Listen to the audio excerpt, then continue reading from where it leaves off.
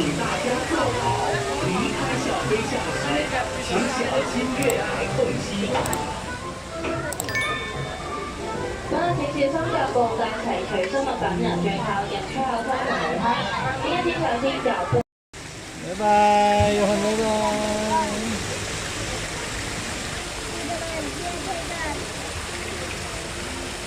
วันนี้จะเป็นเทคออฟนะครับ เทคออฟแล้วนะครับ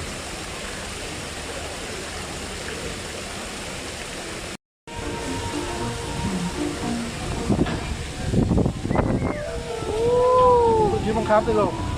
เส้นนี้สูงๆเลย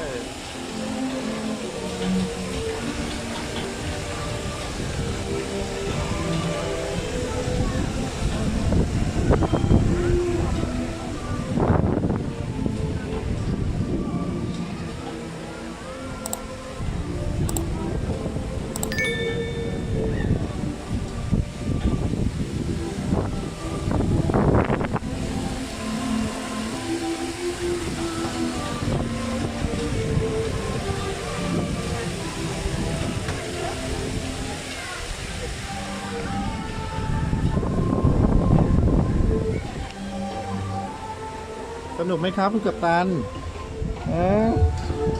กัปตันยิ้มให้กล้องหน่อยแล้ว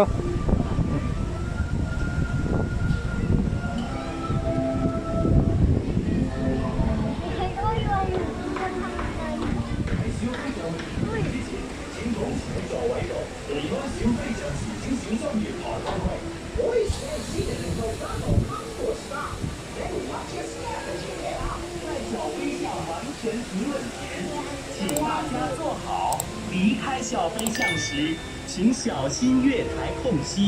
เสร็จแล้ว ขณะ請小心腳步，但齊隨生物品由靠近嘅出口。